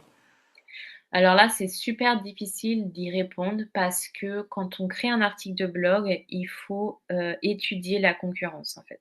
Ok. Quand tu as un sujet spécifique, tu vas aller le taper sur Google, tu vas regarder ce qu'il en sort. Tu vas aller prendre vraiment les liens qui ne sont pas sponsorisés, hein, parce que les liens sponsorisés, tu as Oui. payé pour être là, donc c'est pas et ça t'intéresse pas. Toi, c'est vraiment les liens qui, sans payer, arrivent en première page. Là, tu vas venir voir, en fait, quels sont les articles qui ressortent. En fonction de ça, tu vas pouvoir cliquer dessus, regarder de quoi ça parle, quels sujets ont été abordés. Il y a forcément des sujets qui n'ont pas été abordés. Ou alors une façon que toi tu as de voir qui n'est pas présentée parce que cette personne n'est pas toi. Hmm. Et du coup, je réponds plus largement aussi parce que le nombre de mots, c'est sûr, c'est important, mais c'est pas ce qui va faire réellement la différence, tu vois? Donc tu vas venir voir en fait ce qui se passe en première page. Tu vas regarder en effet le nombre de mots-clés. Si par exemple cette personne, elle a 700 mots, bah toi, il va falloir que tu fasses plus. c'est tout le temps Google, pour arriver en première page, c'est toujours un peu un jeu de, je vais essayer de pas être vulgaire. Un Le jeu de jeu pute. de le jeu de qui va pouvoir réenchérir un peu plus, Oui. tu vois? Oui, oui. Donc si lui te présente 700 mots, bah toi, va falloir que tu tapes, 750 mots. Je te dis pas d'aller dans les 800 mots non plus, tu vois? Oui, oui, Faut que tu tapes un peu plus. Si le mot-clé que toi tu cibles, cette personne qui est en première page, elle l'a ciblé 10 fois, bah toi, il va falloir que tu la mettes 15 fois. oui. Ouais. S'il y a des sujets qu'elle a pas abordés et que toi tu as identifiés qui sont hyper importantes, bah ça, c'est hyper important. Enfin, tu vois, c'est tous ces petites subtilités-là qui, vraiment jouent dans la balance. Et après, pour aller encore plus loin, il y a aussi, tu as des articles, en fait, ils sont tellement bons, ils ont tellement bien été rédigés qu'en fait, il y a d'autres personnes sur la toile qui en parlent. On en revient à OK. ces fameux backlinks, les liens que les personnes extérieures parlent, enfin, les liens que tu reçois de sites extérieurs. Oui. Dans le milieu du mariage, on pense toujours au blogging. On pense toujours: «Ah, il faut que je me fasse publier sur les blogs de mariage». En vérité, il y a une façon, il y a une il y a une possibilité d'en avoir de diverses manières et ça peut être ça aussi, tu vois? Quand tu rédiges un très bon article, les gens, ils ont envie de parler de toi. Si moi, demain, tu me fais un super bon article hem, sur ton domaine, tu vois? Je vais dire: «Bah, je vais peut-être moi bloguer un petit peu sur ça, mais je suis pas experte». Donc du coup, je vais dire: «Bah, par contre, allez voir l'article de Valentina, elle développe, super bien, cette notion-là». Et Mmh. du coup, tu vois, des fois, tu t'en rends même pas compte, hein, mais les gens te citent. Moi, j'ai déjà été citée sur des articles, j'ai eu des reçu des backlinks sur des articles, je l'ai su un peu par hasard parce que je cherchais quelque chose et je l'ai vu et je me suis: «Ah ouais, d'accord, super».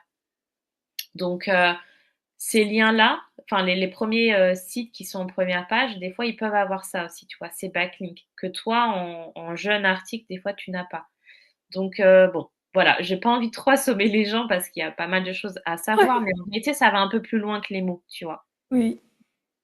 Non, non, mais c'est vrai que c'est des sujets, en fait, une fois que tu commences à parler de ce genre de trucs, enfin, c'est vrai que, bon, c'est, comme j'ai dit au début, c'est pas forcément le sujet le plus, on va dire, passionnant dans le domaine du mariage, etc. Mais c'est vrai que quand tu comprends, et franchement, là, je pourrais continuer à t'écouter pendant des heures, parce que ça, c'est genre le genre de sujet qui me fait frétiller les méninges. Ouais, mais je comprends, hein. Qui me, Franchement, qui, c'est hyper intéressant, c'est hyper oui, passionnant et quand tu comprends la subtilité, quand tu exactement. comprends où est-ce que tu pourrais aller, en fait. Tu vois, tout à l'heure, tu parlais de ta cliente, à Londres, Ouais. mais en fait, c'est ça, c'est que des fois, tu peux te retrouver à te connecter avec des gens. Enfin, moi, c'est ce que j'adore dans mon métier parce que moi, j'ai des gens qui me contactent de partout. Enfin, Carrément. j'ai eu des Canadiens, j'ai eu des Américains, évidemment, quand je disais Israël, Hollande. Enfin, ouais, je pense pas à tous, mais vraiment, ouais, c'est ça que j'adore, quoi. C'est que je suis ouverte, à l'échelle mondiale. Bien J'ai sûr. des gens de partout qui peuvent venir, connecter avec moi et c'est des opportunités de fou. Enfin, quand j'ai blogué sur la Trolltunga, pour être très honnête, je me disais: «Mais, oh, est-ce que vraiment je vais le faire?» Non, parce que si on me contacte pour aller à la Trolltunga, c'est 20 kilomètres quand même la rando, hein. Donc c'est pas une petite rando d'une heure, nanana quoi. C'est un truc, faut être en pleine forme, hein, faut y Ouais, aller, ouais. quoi. Surtout que tu as ton matériel dans le dos, surtout que c'est la Norvège, tu peux te taper une tempête, de la flotte, parce que, bah, tout passe, hein. Enfin, je veux dire, voilà, il peut très bien faire beau in fine, mais à un moment où tu vas passer ou voilà, enfin, c'est vraiment un challenge et je m'étais dit: «Mais est-ce que vraiment je vais bloguer là-dessus?» Et je l'ai fait parce que Google, il t'attend, en fait, sur ce genre de sujet. Oui, Si tu te dis être experte dans ce domaine, dans ce pays, puisque là, je target un peu plus la Norvège, globalement, et que tu ne bloques pas sur un endroit que des milliers de gens recherchent parce que c'est une, randonnée qui est hyper, touristique, en fait, Google, il va se dire: «Tu es pas si expert que ça, en fait». Enfin, tu vois? Et carrément. c'est pareil pour les îles Lofoten. Les îles Lofoten, c'est super loin de chez moi, mais j'ai reçu plein de fois des demandes pour les îles Lofoten. je me suis dit: «Mais en fait, Sophie, ça fait un peu peur. C'est pas forcément là où je veux aller directement, mais en même temps, je suis obligée», tu vois? Des fois, il y a ça aussi. Enfin, ça fait peur. C'est pas que ça me fait peur d'aller aux îles Lofoten, mais c'est juste que des fois, ça peut te faire peur de t'ouvrir, tu vois, sur des opportunités. Tu vois qu'il y a des opportunités, tu vois qu'il y a personne dessus, tu te dis: «Oh!» Dans ton domaine, ça pourrait être, par exemple, tu vois qu'il y a des opportunités sur un marché qui est beaucoup plus luxe ou les mariés qui vont dans des châteaux en Provence ou que sais-je, tu pourrais peut-être te dire: «Oh, je sais pas là quand même, tu vois, je suis un peu en train d'upgrader». En même temps, tu vois qu'il y a un boulevard et que tu te dis Oui, que ça te titille. Tu te dis: «En fait, c'est quand même un truc où je kifferais bien quoi, tu vois, faire un jour ça». Bah, en fait, carrément. tu la prends l'opportunité et tu te rends compte que tu rédiges ton article. Après, il y a des gens qui viennent dessus et là, tu es: «Oh! Il y a des gens qui sont en train de le lire, quoi» et à un moment donné, il y a des gens qui vont te demander des infos et là, tu te dis: «Ah ouais, d'accord». Donc ouais, c'est puissant, vraiment puissant et moi-même, quand j'ai commencé tout ça, je savais pas trop où j'allais, j'étais hyper anxieuse. Comme je leur dis au tout début, hein, j'ai contacté des agences qui n'y connaissaient rien. J'étais un peu démoralisée et pendant des mois et des mois, j'ai mangé, dormi, bu le SEO sous toutes ses formes et aujourd'hui, je me dis: «Mais en fait, c'était, l'un de mes meilleurs investissements». Enfin, très honnêtement, j'ai acheté peu de formations.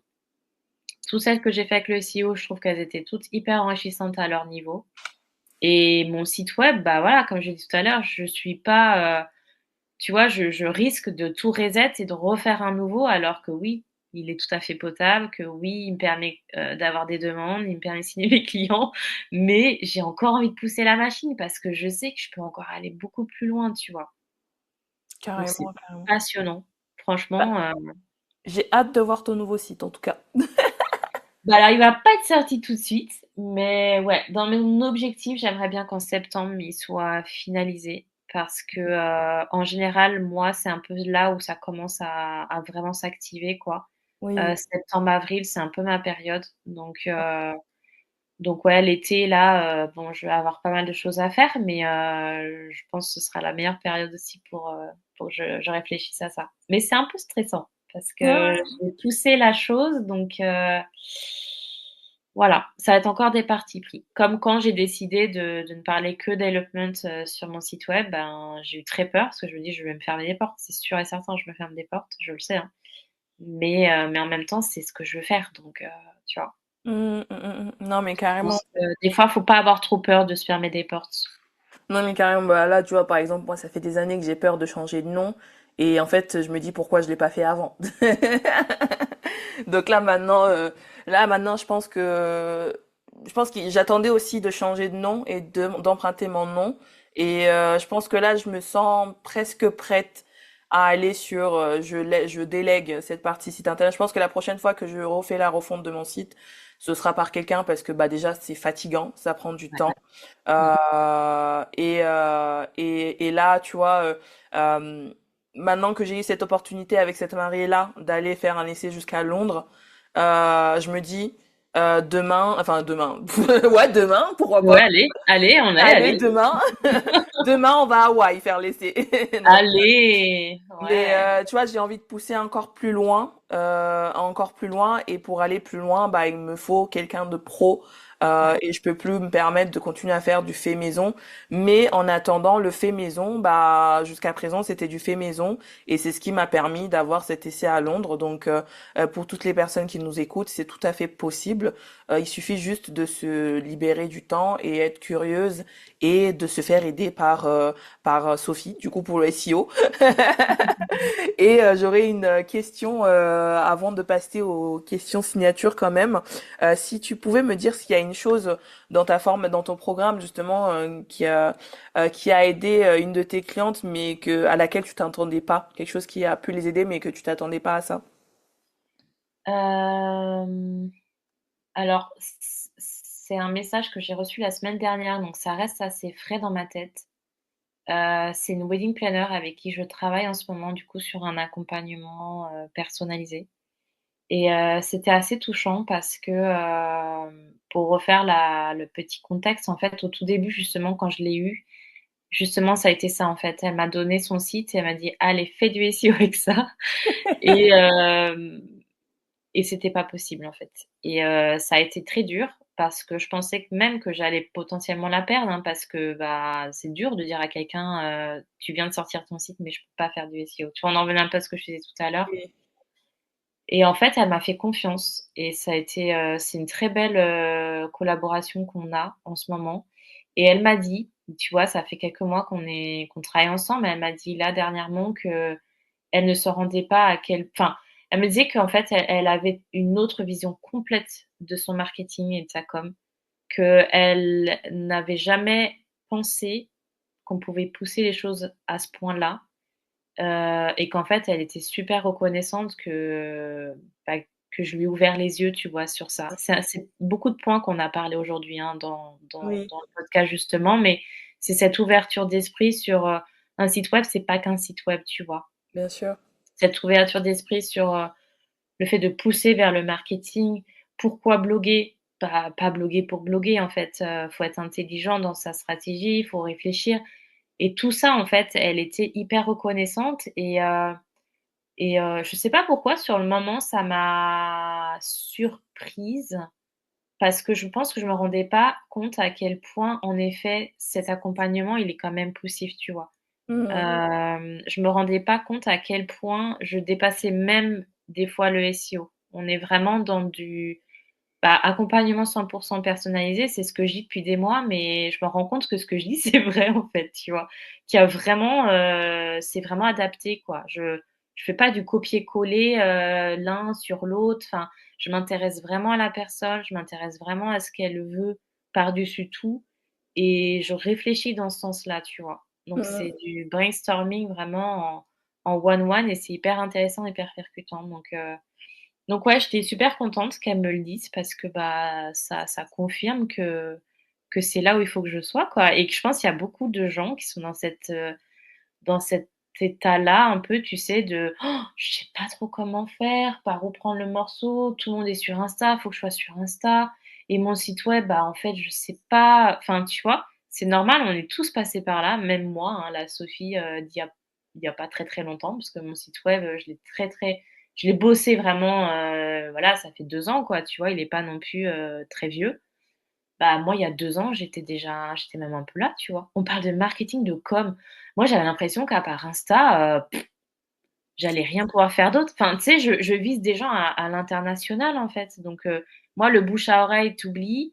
Les prestataires, je bosse avec très peu de prestataires parce que, bah, je suis beaucoup le loup des montagnes, quoi, tu vois? Je suis Bah beaucoup oui. toute seule, en fait. Je les accompagne sur tout et je suis dans un contexte qui est tellement isolé et puis mes clients veulent tellement d'intimité qu'en fait, ils sont même pas à la recherche toujours d'avoir un maquilleur ou une coiffeuse ou tu vois?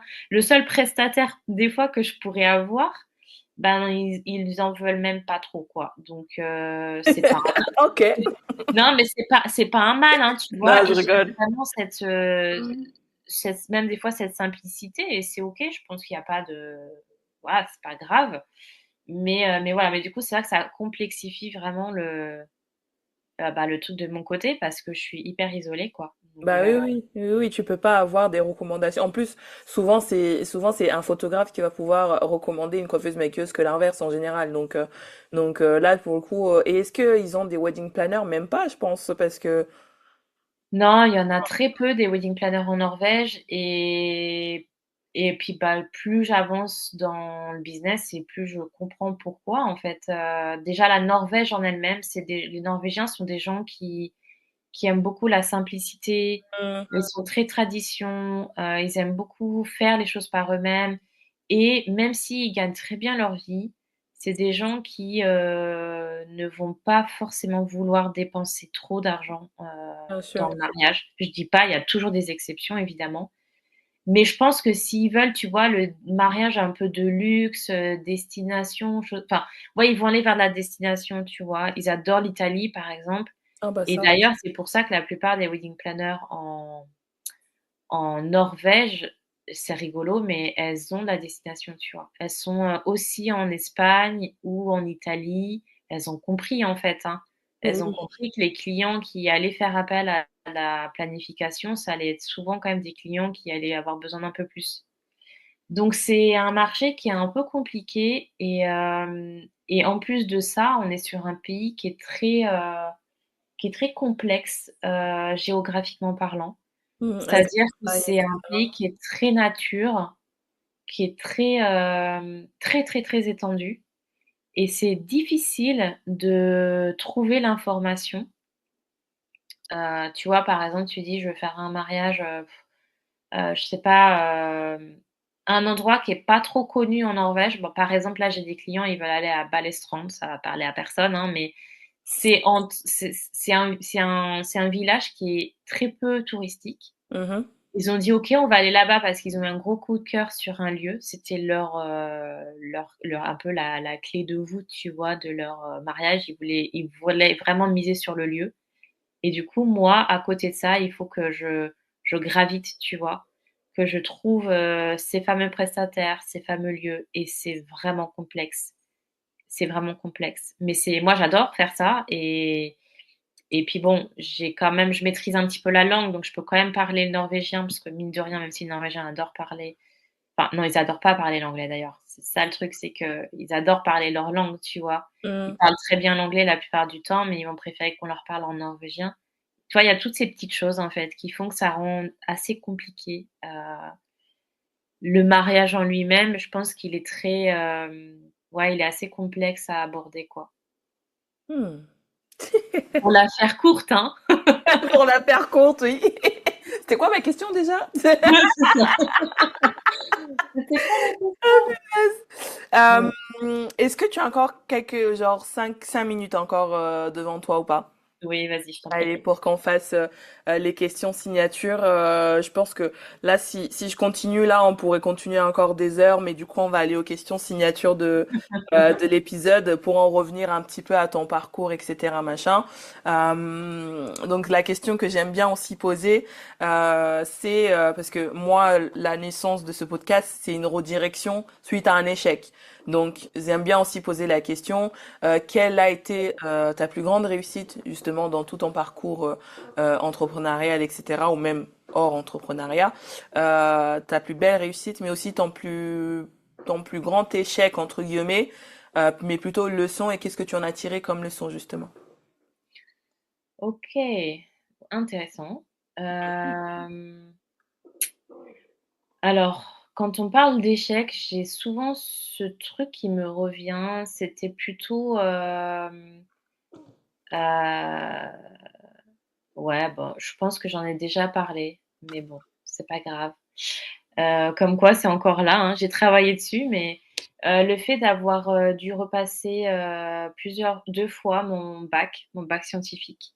Ok. Ça a été un gros échec dans ma vie parce que, pendant très longtemps, en fait, je me suis cherchée, tu vois? D'un point de vue pro et pourtant c'est le truc le plus important dans ma vie. C'est-à-dire que si je n'ai rien qui me drive et s'il y a pas de sens dans ce que je fais, Heu, c'est horrible, en fait. Enfin, je Bah oui, pourrais oui. vraiment, très, très mal le vivre et même tomber en dépression, hein, très honnêtement et donc ouais, ça a été un gros échec parce que, il y a parce que voilà, parce que c'était en tout cas à mon époque, hein, je suis pas si vieille, mais c'était vraiment le côté, tu pas ton bac alors qu'on te le donne, tu vois? C'était des choses que moi j'entendais et c'était dur parce que tout ne se résume pas à ça, en fait, tu vois? On ne résume pas un enfant parce que bon, 18 ans, on reste encore enfant pour moi. On est presque adulte, tu vois? Mais on n'a pas encore cette maturité non plus, tant développée sur la vie. C'est dur en fait, ouais, de dire des choses comme ça à quelqu'un qui fait de son mieux, qui pense en tout cas, tu vois? Pouvoir enfin en fait, ça réduit presque même, l'espoir de réussir un jour à faire à réussir sa vie, tu vois? Donc ça a été un très gros échec dans ma vie. Mais comment j'ai rebondi de ça? Bah, justement, c'est quand je vois aujourd'hui où j'en suis, tu vois? Je pense que c'est ma réussite aujourd'hui. C'est que, je me suis trouvée en tant que personne. J'ai beaucoup travaillé sur,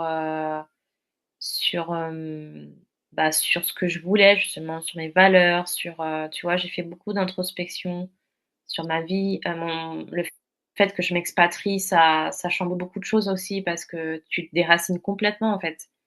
Enfin, tous tes repères sont complètement, sans dessus dessous et je pense que, ouais, c'est ça ma plus grande fierté, c'est, d'avoir réussi notamment à faire ce que je fais aujourd'hui en Norvège, en sachant que je suis arrivée avec un petit bébé qui avait que 2 mois, à réussir à élever ma fille, qui était tellement difficile les premiers mois, mon Dieu! Elle était horrible, mais je l'aime, hein, mais elle était horrible. Faites des gosses qui disent. Ouais, il se fait des gosses, ouais. Mais ouais, je pense que c'est ça, en fait, être arrivée ici, avoir réussi bah, voilà, à élever ma fille, à relancer mon activité dans une langue que je connais pas, avec une administration que je ne connais pas, avec la complexité, du pays, de la culture et ça, j'en suis fière parce que, je pense que c'est pas donné à tout le monde et mon mari, de temps en temps, me le dit, hein, justement que, bah, je suis quelqu'un de très acharné et de motivé et qu'il admire cette part-là de moi et je pense qu'en effet, il faut que j'en sois fière, tu vois? Hmm, c'est beau, c'est beau.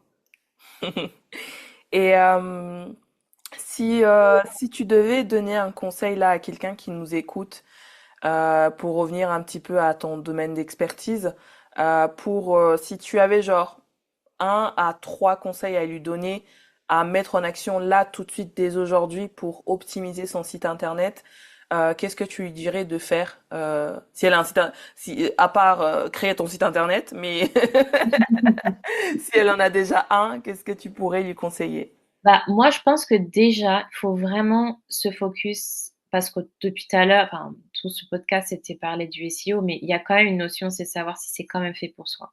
Oui. Parce que comme on l'a dit, c'est énormément d'investissement, en temps et financier aussi, mine de rien, parce qu'on peut pas s'improviser graphiste, on peut pas s'improviser, consultante SEO. Tu l'as dit toi-même, Valentina, tu as fait toi-même les choses et au final, tu vas contacter quelqu'un pour le faire toi-même et moi, c'est pareil, tu vois? Oui, oui, oui. Donc moi, je pense qu'il faut vraiment déjà se poser cette question, savoir est-ce que j'en ai, réellement l'envie? Mhm. Est-ce qu'aujourd'hui, je peux faire ça ou est-ce que vraiment j'ai envie d'aller là-dessus parce que je suis fatiguée d'Insta et des réseaux? Ça veut pas dire qu'il faudra pas créer de contenu, Mm, mais ce sera du contenu long terme, quoi, hein. exactement. Donc, est-ce que je suis fatiguée de ça j'aimerais bien juste me dire que si j'ai pas envie d'être sur Insta et bah, c'est OK et que je vais pas mal le vivre parce que je sais qu'à côté, j'aurai d'autres visites, tu vois? Donc en premier ce serait vraiment ça. Savoir si c'est vraiment quelque chose pour lequel on a du temps à investir, de l'énergie, de l'argent et si vraiment ça peut aider notre business. En deuxième, si on a coché tout ça et qu'on est sûr qu'on veut y aller, pour moi, c'est impératif de se demander qui on veut attirer via son site. Le client Parce qu'on idéal, est des ça en revient prestataires toujours là. ouais, parce que pour moi, c'est impossible en fait de communiquer. En fait, c'est comme si on voulait, parler à tout le monde et parler à personne, quoi. Enfin, pour moi, c'est impossible de commencer à travailler sur un site si tu ne sais pas quelle est ta cible et c'est d'ailleurs ce que je fais toujours avec les clients, enfin, avec les prestataires qui font appel à moi, c'est que je reborne le truc, quoi. Tant qu'à ce que j'ai réellement compris et des fois, c'est vague et je le vois bien. Des fois, les gens, ils savent pas trop et je titille et je titille et je titille parce que c'est primordial. Tout va découler de ça, en fait. La stratégie blogging, la stratégie backlink, comment tu vas parler sur le site, qu'est-ce qu'on va mettre en avant ou pas.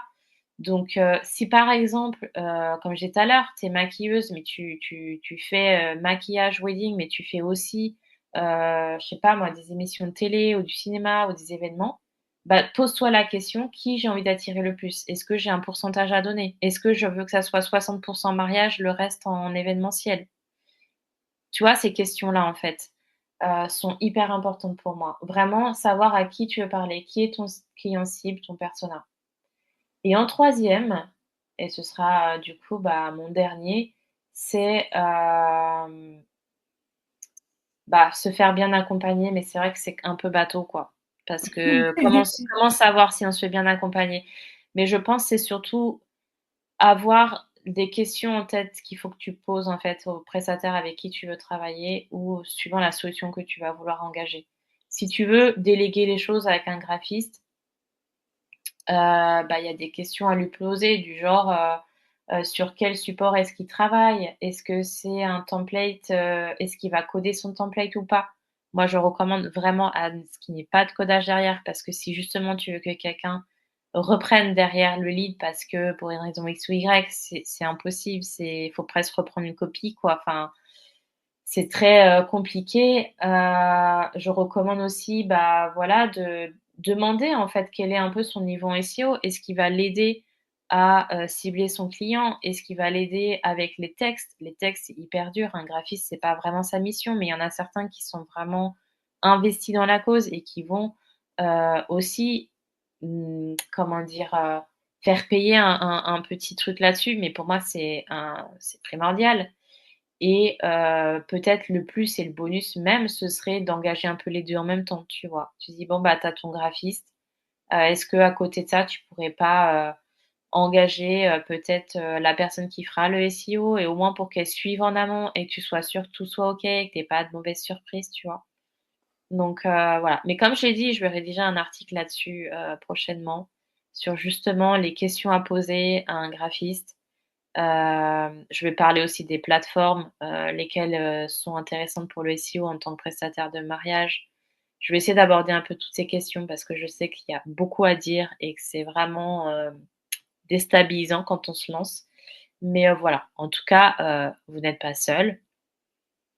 Donc, vous pouvez, tout à fait, venir me poser des questions si ça vous fait peur, hein et puis voilà, tout se passera très bien. Trop, trop bien. Qu'est-ce qui attend la future Sophie? Où te vois-tu dans 5 ans, imaginons? Ah! Dans 5 ans. Ou même moins, ou même plus, hein, comme tu préfères. Mmh.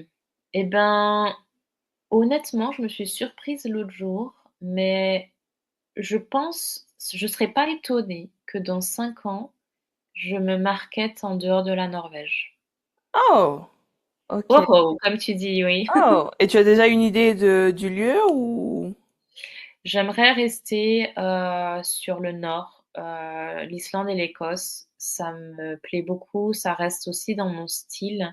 Et Ouais, là, c'est plus, un peu un rêve, tu vois? Je me dis: «Ce serait vraiment chouette un jour de faire un mariage en Islande ou en Écosse».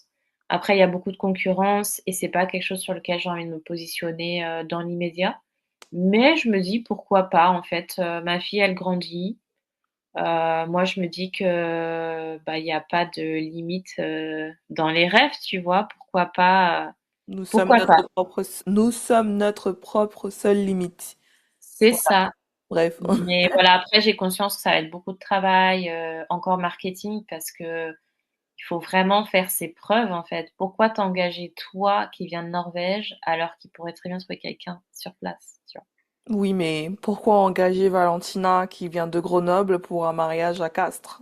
À Saint-Pierre, Bah, parce que ça. tu ouais, ouais, non, mais je Voilà, sais. c'est donc Ouais, je sais, sauf que là, on parle quand même sur des destinations qui il y a sont, de la concurrence. vraiment ouais, quand même, l'Islande, on est sur des beaux volumes de recherche, donc il y a quand même de la concurrence. Mais je me dis que voilà, si je reprends mon site en main, parce que là, j'avoue, je l'ai un petit peu laissé parce que, bah, je m'occupe de mes prestataires, donc j'ai du mal à être partout. Mais si je le reprends en main et que, bah, aussi parce que voilà, ce design, m'horripile actuellement, mais quand tout sera réglé, tu vois? Que je vais continuer forcément ma stratégie, tout ça, je me dis: «Voilà, j'aurai peut-être mes chances» parce que finalement je la pousse quand même cette machine aussi donc ce n'est pas impossible, mais voilà, ça se travaille. D'accord, d'accord. Et dernière question, après avoir écouté ce podcast, d'après toi, qu'est-ce que nos auditrices devraient retenir de cet épisode avec toi aujourd'hui? Ouh là, il y a beaucoup de choses, hein. Une chose, Sophie, une chose, j'ai dit. Ouais, une chose, hem, je pense qu'une chose ce serait, d'y croire, dans le sens où, je sais que c'est quelque chose qui revient le plus quand même, de penser que c'est inaccessible d'avoir un site web en première page, tu vois? Mmh. Et je pense que c'est ça, en fait. C'est, vraiment d'y croire qu'il y a de la place, pour tout le monde parce qu'on a tous, en fait, quelque chose de différent à apporter et que tu peux très bien te positionner sur un mot-clé, où il y a déjà des personnes, mais le contenu que tu vas présenter sera différent. Tu vas Mmh. avoir un univers différent et ce qui veut dire qu'un client qui va arriver sur ton site, il sera peut-être aussi allé sur le site de la personne qui est juste au-dessus de toi ou juste en dessous de toi, mais il va contacter avec toi parce qu'il va se rendre compte que, ben, tu dégages quelque chose, en fait, qu'il a envie. Il a envie d'aller plus loin avec toi, tu vois? Mmh. Donc ne pas se dire: «Ah là là, il y a plus de place, les mots, ils ont été pris et tout». Il y a pas que ça, en fait. Il faut vraiment aller voir plus loin. Il y a le marketing, c'est bien plus complexe que ça et il faut même aussi se dire que le premier, celui qui est tout en haut, c'est pas parce qu'il est tout en haut qu'il a toutes les demandes, hein. Non, non. C'est même fort probable que ça ne soit pas forcément le cas. Évidemment, il a les visites, mais ce qu'il arrive, en fait, derrière à l'idée réellement, ça, c'est une autre chose. Donc ouais, juste y croire et se dire: «Bah, en fait, moi aussi j'ai ma place, c'est pas inaccessible, il faut juste que j'ai une bonne stratégie, une bonne méthode, que je me fasse accompagner par les bonnes personnes et puis voilà, si j'ai besoin», tu vois? Et puis voilà et ça va le faire, quoi. Trop top. Merci beaucoup, Sophie. Merci Valentina. J'ai passé un super moment en ta compagnie et merci d'avoir bloqué de ton temps pour venir discuter de ce sujet hyper passionnant avec moi aujourd'hui. J'espère que les auditrices n'auront pas été assommées par parce que je pense que des fois on est parti un peu loin, mais c'était trop bien. J'ai adoré échanger avec toi et je te dis à nouveau merci et à très bientôt. Et bah, merci à toi, c'était super intéressant et bah, merci beaucoup. Merci beaucoup. Merci, belle journée, Sophie. Bonne journée. Ciao. Si je dois rajouter quelque chose à cet épisode, c'est effectivement de revenir sur le fait que Instagram, ça reste quand même de l'éphémère. C'est quelque chose qui est très énergivore, qui est très fatigant, où il faut être tout le temps dessus pour être visible. Dès que l'on arrête de poster quelques jours, eh bien, la visibilité retombe aussi sec. Alors qu'un site internet, en fait, c'est quelque chose qui est sur du long terme, quelque chose qui est pérenne, quelque chose qui est là et sur lequel il faut viser, mais vraiment sur du long terme. Et comme vous voyez, il n'y a pas besoin d'être tous les jours constamment sur son site internet pour qu'il fonctionne. Il suffit juste de l'optimiser avec des bons mots-clés, en ayant des backlinks, en étant référencé par d'autres sites internet, etc. Pour vous permettre d'être visible auprès de l'audience que vous souhaitez attirer. Alors que sur Instagram, en fait, il faut poster régulièrement, il faut suivre les tendances, les trends, etc., etc. C'est très énergivore. Alors qu'un site internet, c'est sûr, va vous demander un investissement en temps et financièrement un certain temps. Mais une fois que c'est fait, une fois que c'est mis en place, il n'y a plus qu'à laisser la magie opérer. Et vraiment, cela peut vous ouvrir des portes, mais vous rendez même pas compte. En tout cas, j'espère que cet épisode t'a plu. Je te souhaite une agréable journée, peu importe le moment où tu écoutes cet épisode. Et je te dis, pardon, à la semaine prochaine. Merci d'avoir écouté cet épisode jusqu'à la fin. Si tu l'as apprécié, n'hésite pas à me laisser ton avis 5 étoiles et un commentaire sur Apple Podcast. Je prendrai le temps de le lire lors d'un prochain épisode. N'hésite pas aussi à partager ce podcast autour de toi si le cœur t'en dit. Je te dis à la semaine prochaine pour un nouvel épisode.